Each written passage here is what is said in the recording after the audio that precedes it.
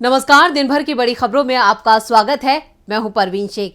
आज इस बुलेटिन में बात होगी भारत जोड़ो यात्रा के दौरान राहुल गांधी की सुरक्षा में हुई चूक की, बीबीसी की डॉक्यूमेंट्री पर मचे बवाल की, बात करेंगे गौतम अडानी को लगे बड़े झटके की, मोदी सरकार की मुश्किलें बढ़ाते किसानों की, और जानेंगे दिल्ली मेयर चुनाव पर क्या है सुप्रीम कोर्ट का रुख, पाकिस्तान की कैसे बढ़ती जा रही है मुश्किल, और बुलेटिन के आखिर में बात होगी उद्धव ठाकरे के नए खुलासे की। लेकिन तमाम बड़ी खबरों से पहले एक नजर सुर्खियों पर।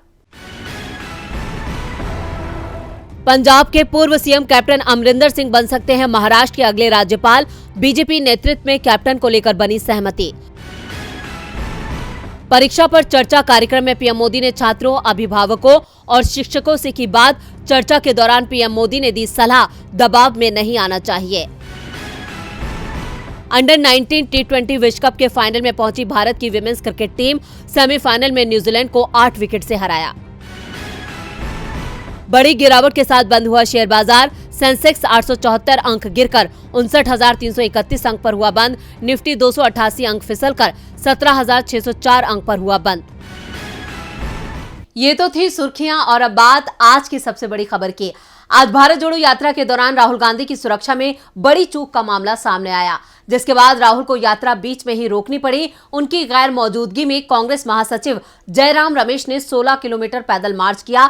तो कैसे हुई सुरक्षा में चूक और इसको लेकर क्या बोले राहुल गांधी, देखते हैं ये रिपोर्ट। राहुल गांधी की अगुवाई में निकल रही भारत जोड़ो यात्रा अपने अंतिम पड़ाव के करीब है। एक दिन के ब्रेक के बाद आज यात्रा जम्मू संभाग के बनिहाल रेलवे स्टेशन से शुरू हुई। जम्मू कश्मीर के काजीकुंड में एंट्री के सिर्फ 1 किलोमीटर बाद ही राहुल गांधी की सुरक्षा में बड़ी चूक सामने आई।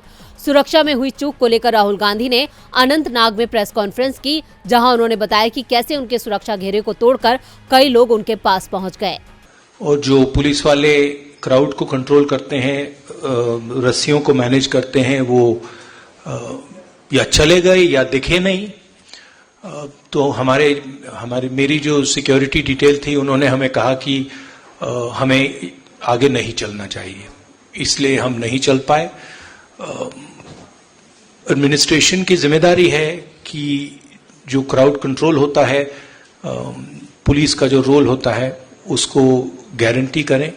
मुझे मालूम नहीं क्यों हुआ, बट कल और परसों ऐसा नहीं होना चाहिए।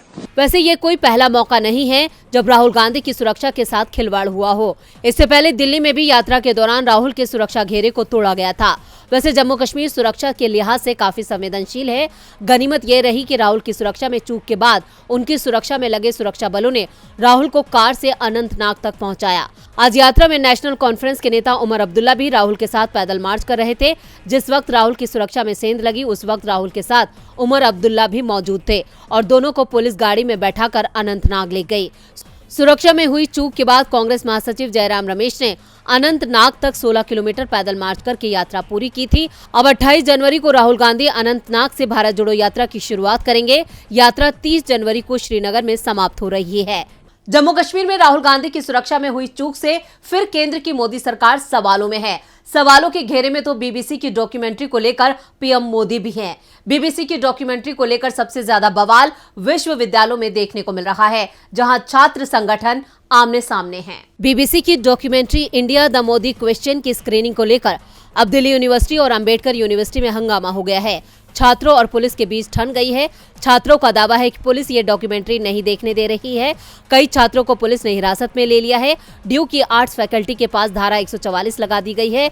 दिल्ली पुलिस का कहना है कि ये प्रतिबंधित डॉक्यूमेंट्री है, इसलिए कार्रवाई की जा रही है। दूसरी ओर अंबेडकर यूनिवर्सिटी में डॉक्यूमेंट्री की स्क्रीनिंग से पहले बिजली काट दी गई, जिसके बाद छात्रों को QR कोड बांटे गए और कई छात्रों ने अपने लैपटॉप पर इस डॉक्यूमेंट्री को देखा। उत्तर दिल्ली की ADCP रश्मि शर्मा ने कहा कि जो चीज सार्वजनिक व्यवस्था और शांति व्यवस्था को खराब करती है, हमें उन्हें रोकने के लिए कार्रवाई करनी पड़ती है और ड्यू में इसी के चलते पुलिस को कार्रवाई करनी पड़ी है। दूसरी ओर डॉक्यूमेंट्री की स्क्रीनिंग को लेकर अब तमाम छात्र संगठन खुलकर सामने आ गए हैं, जिससे मोदी सरकार की मुश्किलें बढ़ती दिख रही हैं। इस डॉक्यूमेंट्री को लेकर पिछले 4 दिन से देश की अलग अलग यूनिवर्सिटी में बवाल मचा हुआ है। 24 जनवरी को JNU में इसकी स्क्रीनिंग की कोशिश की गई तो स्टूडेंट यूनियन के ऑफिस के आसपास की बिजली काट दी गई, जिस पर जबरदस्त हंगामा हुआ। यहाँ अभी भी पुलिस तैनात है। 25 जनवरी को दिल्ली की जामिया मिलिया इस्लामिया यूनिवर्सिटी में लेफ्ट छात्र संगठन एसएफआई ने बीबीसी डॉक्यूमेंट्री की स्क्रीनिंग करने का ऐलान किया था, तो पुलिस ने 13 छात्रों को हिरासत में ले लिया। अगले दिन यानी 26 जनवरी को हैदराबाद यूनिवर्सिटी में एसएफआई ने इसकी स्क्रीनिंग कराई। करीब 400 छात्रों ने इस डॉक्यूमेंट्री को देखा। केरल में कांग्रेस और लेफ्ट पार्टी के नेताओं ने भी 26 जनवरी को अलग अलग जगह इस डॉक्यूमेंट्री की स्क्रीनिंग कराई। बीबीसी की डॉक्यूमेंट्री पर छिड़ा ये विवाद फिलहाल थमता नहीं दिख रहा है। इधर अडानी ग्रुप के शेयरों में गिरावट भी थमती नहीं दिख रही है।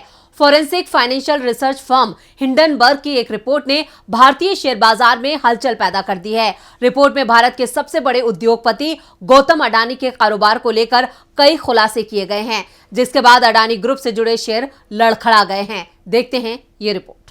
दुनिया में सबसे तेजी से कमाई कर रहे भारत के सबसे बड़े उद्योगपति गौतम अडानी को झटके पर झटके लग रहे हैं। उनकी दौलत डूब रही है। 2 दिन में ही करीब 1.5 लाख करोड़ रुपए का नुकसान गौतम अडानी को हो चुका है। अडानी ग्रुप में निवेश करने वाले लोगों के भी 2.25 लाख करोड़ रुपए डूब चुके हैं। ग्रुप के शेयर तेजी से नीचे गिर रहे हैं।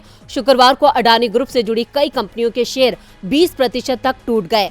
कंपनी का कोई भी शेयर फायदे में नहीं दिख रहा है। शेयर बाजार में शुक्रवार को Adani transmission 20%, Adani total gas 20%, Adani green energy 20%, Adani enterprises 18.31%, Adani ports 15.24%, Ambuja cement 16.67%, ACC cement 12.27%, Adani Wilmer 5%, Adani power 5%, NDTV 4.99% की गिरावट देखी गई। गिरावट का ये दौर तब शुरू हुआ जब forensic financial research firm Hindenburg ने अपनी रिपोर्ट में अडानी ग्रुप पर धोखाधड़ी करने का आरोप लगाया। हिंडनबर्ग ने अपनी रिपोर्ट में बताया कि अडानी ग्रुप की सभी 7 प्रमुख लिस्टेड कंपनियों पर काफी ज्यादा कर्ज है। ग्रुप की सभी कंपनियों के शेयर 85% से ज्यादा ओवर वैल्यूड भी हैं। अडानी ग्रुप ने शेयरों में हेरफेर की है, अकाउंटिंग में गड़बड़ी की है। अडानी ग्रुप कई दशकों से मार्केट मैनिपुलेशन, अकाउंटिंग में हेराफेरी और मनी लॉन्ड्रिंग कर रहा है। इस रिपोर्ट के सार्वजनिक होने के बाद से ही अडानी ग्रुप मुश्किल में दिखाई दे रहा है। गौतम अडानी की संपत्ति तेजी से कम हो रही है और वो दुनिया में सबसे अमीर लोगों की सूची में 4थे स्थान से खिसककर सीधे 7वें स्थान पर पहुंच गए हैं। 25 जनवरी को उनकी नेटवर्थ 9.20 लाख करोड़ थी, जो शुक्रवार को 7.76 लाख करोड़ रुपए पर आ गई और ये गिरावट थमती नहीं दिख रही है। इस बीच अडानी ग्रुप के सीएफओ जुगशिंदर सिंह ने हिंडनबर्ग रिपोर्ट पर सवाल उठाए हैं। उन्होंने कहा कि रिपोर्ट में तथ्य नहीं है, जो आरोप लगाए गए हैं वो बेबुनियाद हैं। रिपोर्ट दुर्भावना से प्रेरित है। अडानी ग्रुप अब हिंडनबर्ग के खिलाफ शेयर बिक्री को नुकसान पहुंचाने के मामले में लीगल एक्शन लेने पर विचार कर रहा है। दूसरी ओर हिंडनबर्ग ने कहा है कि वो पूरी तरह से अपनी रिपोर्ट के साथ खड़ा है और अडानी ग्रुप द्वारा किसी भी कानूनी कार्रवाई का स्वागत करेगा। एक रिपोर्ट के खुलासे ने अडानी के पैरों तले जमीन खिसका दी है। जमीन तो किसान भी मोदी सरकार की खिसकाने की तैयारी में है। किसानों और मोदी सरकार एक बार फिर आमने सामने आते दिखाई दे रहे हैं। एक बार फिर किसानों ने बीजेपी सरकार के खिलाफ बिगुल फूंक दिया है। एक बार फिर दिल्ली में डेरा डालेंगे किसान। फिर मोदी सरकार से 2-2 हाथ करने की तैयारी में हैं देश के किसान। फिर दिल्ली कूच करने का किसानों ने कर दिया है ऐलान। हरियाणा के जिंद में हुई किसान महापंचायत में फैसला हो गया है कि केंद्र सरकार से मांगे मनमानी है तो प्रदर्शन ही सहारा है। महापंचायत में लिए गए फैसलों को लेकर किसान नेता दर्शन पाल सिंह ने कहा कि केंद्र सरकार ने न्यूनतम समर्थन मूल्य को लेकर जो लिखित आश्वासन दिया था उससे वो पीछे हट गई है। इसे लेकर हम दिल्ली में एक बार फिर बड़ा प्रदर्शन करेंगे। प्रदर्शन 15 मार्च से 22 मार्च के बीच होगा।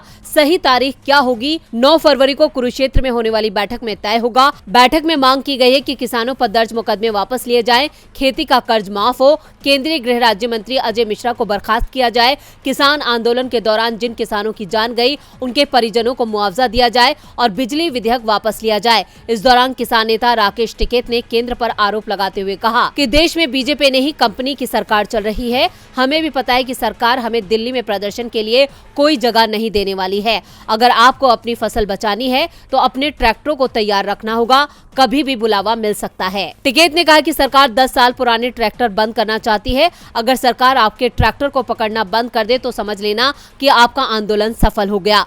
किसानों ने फिर से मोदी सरकार के ऊपर दबाव बनाने के लिए आंदोलन का रास्ता अख्तियार करने का मन बना लिया है। किसानों के दिल्ली कूच से बढ़ेगी बीजेपी की मुश्किलें तो दिल्ली वालों की पहले से ही आप और बीजेपी ने बढ़ा रखी है। एमसीडी मेयर को लेकर फिर बीजेपी और आप में ठन गई है, तो आपने सुप्रीम कोर्ट का दरवाजा खटखटा दिया है। देखते हैं ये रिपोर्ट। कब होगा दिल्ली में मेयर का चुनाव, कब संभालेगा नया मेयर एमसीडी की कमान? इन सवालों के जवाब मिलने में अभी वक्त लगेगा। क्योंकि मामला सुप्रीम कोर्ट पहुंच चुका है। कोर्ट इस मामले में 3 फरवरी को सुनवाई करेगा। आम आदमी पार्टी के मेयर पद की उम्मीदवार शैली ओबरॉय की ओर से दाखिल याचिका को वरिष्ठ अधिवक्ता अभिषेक मनु सिंघवी ने मुख्य न्यायाधीश DY चंद्रचूड़ और जस्टिस दीपांकर दत्ता के सामने रखा, जिसके बाद CJI ने कहा कि इस याचिका को 3 फरवरी को सुनेंगे। आपको बता दें कि याचिका में मेयर चुनाव में हो रही देरी का मुद्दा उठाया गया है और कहा गया है कि 2 बार MCD सदन बुलाए जाने के बावजूद अब तक चुनाव नहीं हो सका है। उधर बीजेपी ने आम आदमी पार्टी पर चुनाव से भागने का आरोप लगाया है। गौरतलब है कि दिल्ली मेयर चुनाव के लिए 6 जनवरी और 24 जनवरी को बैठक बुलाई गई थी। दोनों ही बार पार्षदों के हंगामे की वजह से चुनाव नहीं हो सका, जिसके बाद आम आदमी पार्टी की तरफ से ये याचिका दाखिल की गई है। आम आदमी पार्टी के विधायक सौरभ भारद्वाज ने कहा कि दिल्ली की जनता ने MCD चुनाव में आपको बहुमत दिया, लेकिन बीजेपी अपनी गंदी राजनीति कर रही है। बीजेपी का शासन MCD में 2022 में ही खत्म हो चुका है।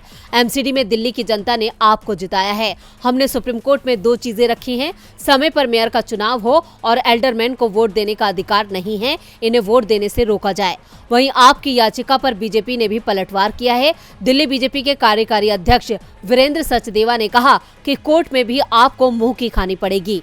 MCD की लड़ाई अब सुप्रीम कोर्ट पहुंच चुकी है। आप और बीजेपी एक दूसरे पर चुनाव टालने का आरोप लगा रहे हैं, लेकिन इससे दिल्ली की जनता मुसीबत में दिख रही है। मुसीबत भारत के पड़ोसी देश पाकिस्तान में भी आती दिखाई दे रही है। पाकिस्तान का आर्थिक संकट कम होता नजर नहीं आ रहा है। कर्ज के बोझ तले पाकिस्तान में विदेशी मुद्रा भंडार लगभग खत्म होने की कगार पर है और देश भारी नकदी संकट से जूझ रहा है। देखते हैं ये खास रिपोर्ट। पाकिस्तान मुश्किल में है। कई जिलों में बत्ती गुल है। बिजली बचाने के लिए बाजार को जल्दी बंद कराया जा रहा है। घंटों की बिजली कटौती हो रही है। विदेशी मुद्रा भंडार इस दशक के सबसे निचले स्तर तक पहुंच गया है। हालत यह है कि फरवरी में एक्सपर्ट का पैसा चुकाने लायक विदेशी मुद्रा पाकिस्तान के पास नहीं बची है। विदेशी कर्ज अलग उसकी परेशानी बढ़ा रहा है। चौतरफा दबाव के बीच पाकिस्तानी रुपया ऐतिहासिक गिरावट की ओर बढ़ता जा रहा है। $1 की कीमत पाकिस्तानी रुपए में 260 रुपए के पार जा चुकी है। खुले बाजार में तो ये 300 के पार जा चुका है। मदद के लिए पाकिस्तान के प्रधानमंत्री शहबाज शरीफ ने UAE, सऊदी अरब, चीन, अमेरिका के साथ ही IMF से भी गुहार लगाई है, लेकिन कहीं से भी मदद मिलती नहीं दिख रही है। पाकिस्तान IMF से $6 अरब का कर्ज मांग रहा है, लेकिन IMF ने कर्ज के बदले जो शर्तें रखी हैं उन्हें मानने को पाकिस्तान तैयार नहीं है, क्योंकि इससे पाकिस्तान में महंगाई और तेज होने की आशंका जताई जा रही है। IMF की शर्तों को माना गया तो पाकिस्तान में 1 लीटर पेट्रोल 300 रुपए का हो जाएगा। पाकिस्तान में इसी साल चुनाव होने हैं, ऐसे में सरकार ये रिस्क लेने को तैयार नहीं है। इस बीच पाकिस्तानी सरकार के कुछ फैसले भी सवालों के घेरे में आ गए हैं। सरकार ने पाकिस्तान के सांसदों को मिलने वाले फंड में 30% तक का इजाफा कर दिया है। 100 करोड़ रुपए पाकिस्तान की सुप्रीम कोर्ट के जजों के घरों और रेस्ट हाउस की मेंटेनेंस के लिए दिए गए हैं और इसके लिए दवाइयों के दाम में 25% की बढ़ोतरी कर दी गई है। और बुलेटिन के आखिर में बात महाराष्ट्र में घिरते CM शिंदे की। महाराष्ट्र में BMC चुनावों से पहले सियासी पारा काफी बढ़ गया है। पूर्व CM उद्धव ठाकरे ने मौजूदा CM एकनाथ शिंदे को लेकर बड़ा खुलासा किया है। उद्धव की माने तो उन्हें पता है कि शिंदे ने महाविकास आघाड़ी सरकार को क्यों धोखा दिया था और सरकार गिराने का उनका क्या मकसद था और क्या कुछ कहा उद्धव ठाकरे ने। देखते हैं ये रिपोर्ट। एकनाथ शिंदे बिक गए थे, उनके साथ गए विधायकों को खरीदा गया था। जो लोग ईमानदार थे वो शिवसेना के साथ रहे और जिनके मन में लालच आ गया उन्हें बीजेपी ने खरीद लिया, वो बीजेपी के साथ चले गए। उद्धव ठाकरे ने आरोप एकनाथ शिंदे और उनके गुट के विधायकों पर लगाए हैं। महाराष्ट्र के पूर्व CM उद्धव ठाकरे ने कहा कि मुझे पता है कि किस बात पर एकनाथ शिंदे बीजेपी के साथ चले गए, किस कीमत पर वो बिक गए। 50 खोके एकदम ओके नारा देश के कोने कोने तक पहुंच गया है। भारत जोड़ो यात्रा में शामिल होने के लिए कश्मीर पहुंचे संजय राउत के सामने भी लोग ये नारा लगा रहे थे। शिवसेना में राजनीतिक विभाजन ने महाराष्ट्र और शिवसेना को भी बदनाम कर दिया है। उद्धव ने कहा कि शिवसेना मुश्किल में है, लेकिन इस मुश्किल वक्त में भी हम अपने लक्ष्य से भटके नहीं हैं। मैं खुश हूं कि मौजूदा बेकार परिस्थितियों के बावजूद शिवसेना अपने लक्ष्य से नहीं डिगी है। बाला साहब ठाकरे ने हमें सिखाया है कि 80% सामाजिक कार्य है, सिर्फ 20% ही राजनीतिक काम है। सच्चे शिवसैनिक हमारे साथ हैं। उद्धव ठाकरे ने अपनी जीत का भी ऐलान किया। दरअसल इस समय चुनाव आयोग और सुप्रीम कोर्ट दोनों ही जगह शिवसेना पर अधिकार को लेकर लड़ाई चल रही है। उद्धव और शिंदे दोनों ही गुट खुद को असली शिवसेना बता रहे हैं। फरवरी में इसे लेकर कोई फैसला हो सकता है और ये साफ है कि जिसके पक्ष में फैसला होगा उसे बढ़त मिल जाएगी। तो आज इस बुलेटिन में बस इतना ही। देखते रहिए DB लाइव। नमस्कार।